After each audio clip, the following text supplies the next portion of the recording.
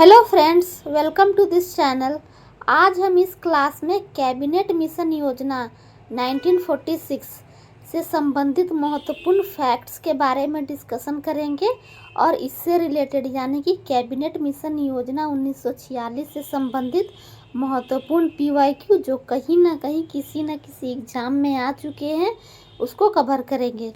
तो चलिए शुरू करते हैं आज की क्लास। आज का फर्स्ट पॉइंट है कैबिनेट मिशन योजना 1946 से संबंधित फर्स्ट पॉइंट है। ब्रिटेन ने 26 जुलाई 1945 को ब्रिटिश प्रधानमंत्री क्लाइमेट एटली के नेतृत्व में ब्रिटिश मंत्रिमंडल ने सत्ता ग्रहण की थी।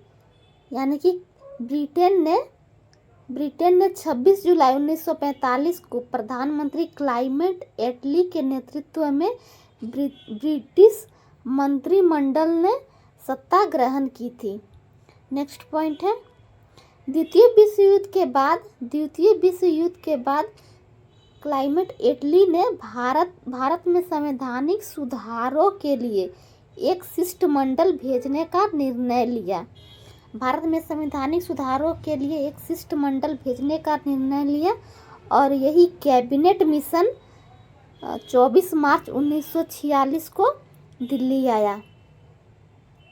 फ्रेंड्स, यहाँ पर द्वितीय विश्व युद्ध के बाद क्लाइमेट एटली ने भारत में संवैधानिक सुधार के लिए एक शिष्टमंडल भेजने का निर्णय लिया और कैबिनेट मिशन 24 मार्च 1946 को दिल्ली आया।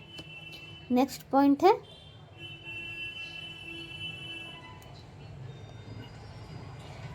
पॉइंट है इसके अध्यक्ष भारत के राज्य सचिव लॉर्ड पैथिक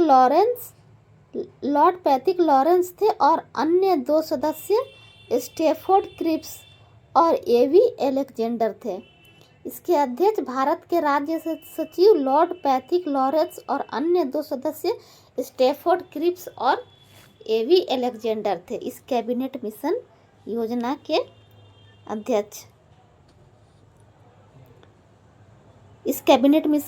के अध्यक्ष थे भारत के राज्य सचिव लॉर्ड पैथिक लॉरेंस और अन्य दो सदस्य भी थे। उनका नाम था स्टैफोर्ड क्रिप्स तथा एवी अलेक्जेंडर। नेक्स्ट पॉइंट है फ्रेंड्स, कैबिनेट मिशन के तहत अंतरिम सरकार व्यवस्था को लागू करने के लिए अंतरिम शासन व्यवस्था को लागू करने पर बल दिया गया, जिसमें प्रांतों को छोटे समूह और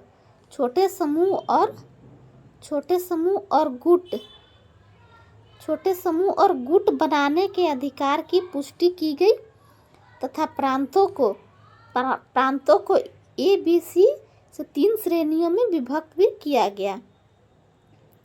इस कैबिनेट मिशन योजना के तहत अंतरिम सरकार व्यवस्था को लागू करने पर बल दिया गया, जिसमें प्रांतों को छोटे समूह और गुट बनाने के अधिकार को पुष्टि की गई तथा प्रांतों के ABC यानी कि अवस्था से 3 श्रेणियों में विभक्त किया गया। नेक्स्ट पॉइंट है कैबिनेट मिशन योजना के पक्ष में गांधी जी पूरी तरह से थे। यहाँ पर बताया गया है कैबिनेट मिशन योजना के पक्ष में गांधी जी जो थे पूरी तरह से कैबिनेट मिशन योजना के पक्ष में थे। इस योजना के बारे में उन्होंने कहा भी है, यह योजना उस समय की परिस्थिति के परिप्रेक्ष्य में सबसे उत्कृष्ट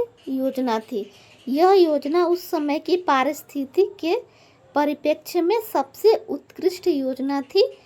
यह गांधी जी के द्वारा कहा गया है कैबिनेट मिशन योजना के बारे में।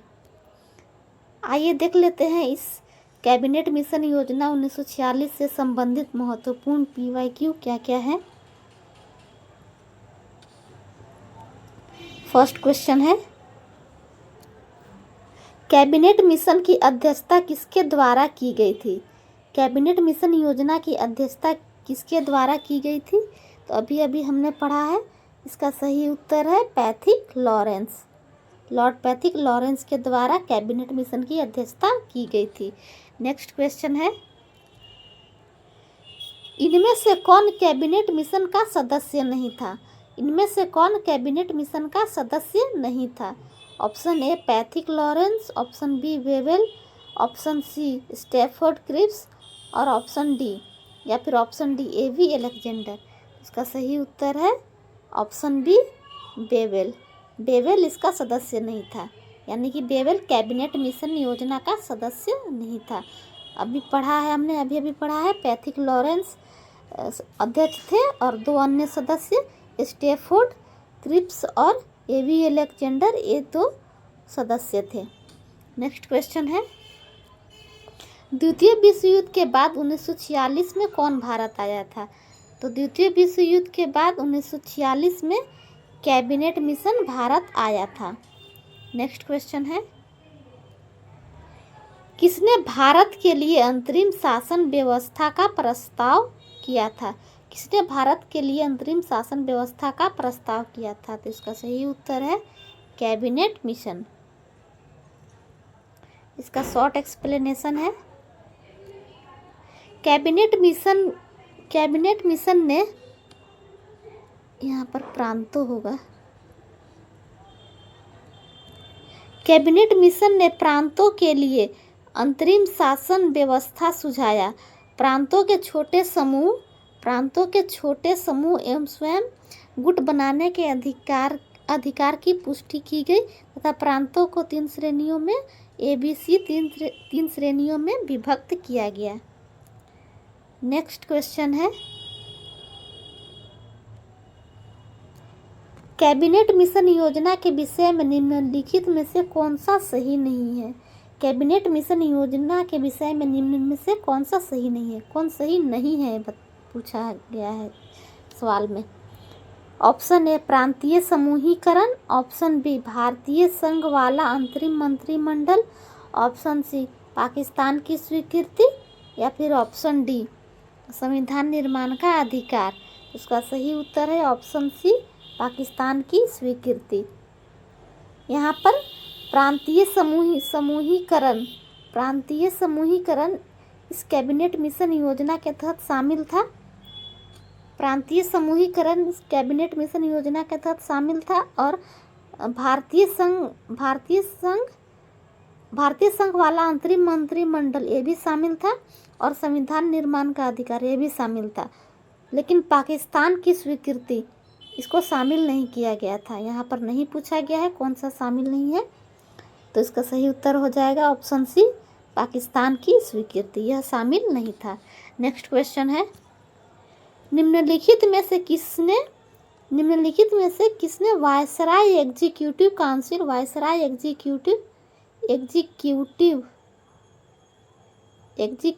काउंसिल के पुनर्गठन का सुझाव दिया? एग्जीक्यूटिव काउंसिल के पुनर्गठन का सुझाव दिया जिसमें वॉर मेंबर सहित सभी विभाग भारतीय नेताओं द्वारा धारण किए जाने थे।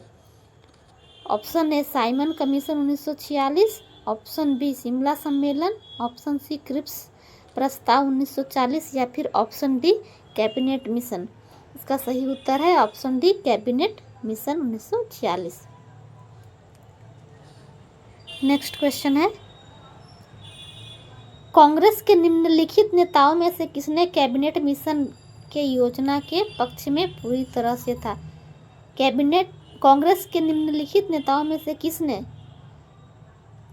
कैबिनेट मिशन योजना के पक्ष में पूरी तरह से था? तो अभी हमने थ्योरी पार्ट में देखा कि कांग्रेस का वह नेता जो कैबिनेट मिशन योजना के पक्ष में पूरी तरह से था।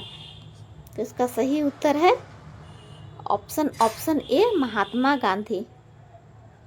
महात्मा गांधी कैबिनेट मिशन योजना के पक्ष में पूरी तरह से थे। नेक्स्ट क्वेश्चन है,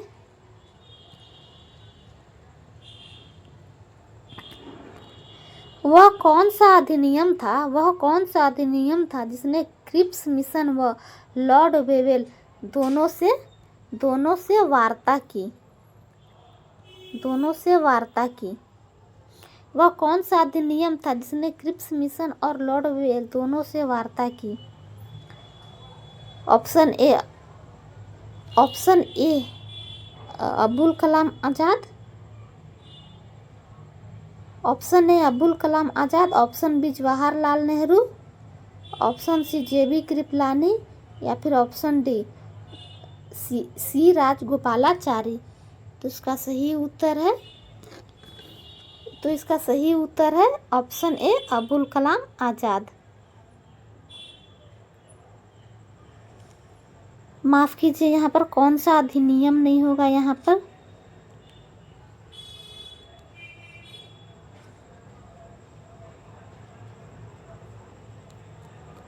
पर अध्यक्ष होगा।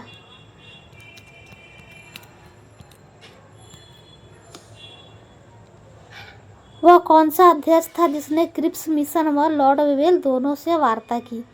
इसका सही उत्तर है option A Abdul Kalam Azad. Next question है, कैबिनेट मिशन के भारत आगमन के समय भारतीय राष्ट्रीय कांग्रेस के अध्यक्ष कौन थे? कैबिनेट मिशन के भारत आगमन के समय भारतीय राष्ट्रीय कांग्रेस के अध्यक्ष कौन थे? इसका सही उत्तर है मौलाना अबुल कलाम आज़ाद। मौलाना अबुल कलाम आज़ाद कैबिनेट मिशन के भारत आगमन के समय भारतीय राष्ट्रीय कांग्रेस के अध्यक्ष थे। नेक्स्ट क्वेश्चन है, कैबिनेट मिशन के संदर्भ में निम्न से कौन सा कथन सही है? कैबिनेट मिशन के संदर्भ में निम्न में से कौन सा कथन सही है? ऑप्शन ए इसने एक संवैधानिक संरचना के लिए सिफारिश की। इसने एक संवैधानिक संरचना के लिए सिफारिश की। ऑप्शन बी इसने भारतीय व्यवस्थाओं की शक्तियों का विस्तार किया। ऑप्शन थर्ड पॉइंट है, इसमें आईसीएस और अधिक भारतीयों के लिए उपबंध किया। ऑप्शन ए केवल एक, ऑप्शन बी 2 और 3, ऑप्शन सी 1 और 3 या फिर ऑप्शन डी कोई नहीं। इसका कौन सा उत्तर सही है? तो इसका ऑप्शन ए केवल एक सही है, सिर्फ ए सही है, केवल एक उत्तर सही है, केवल 1 सही है। इसने भारतीय व्यवस्थाओं की शक्तियों का विस्तार किया, ये गलत है। और इसने आईसीएस और अधिक भारतीयों के लिए उपबंध किया, ये भी गलत है। ये थे कैबिनेट मिशन योजना से संबंधित महत्वपूर्ण पीवाईक्यू। कैबिनेट मिशन योजना से संबंधित महत्वपूर्ण पीवाईक्यू जो एग्जाम के दृष्टिकोण से बहुत ही महत्वपूर्ण प्रश्न है। तो वीडियो आपको कैसी लगी कमेंट सेक्शन में ज़रूर बताएं। Thanks for watching.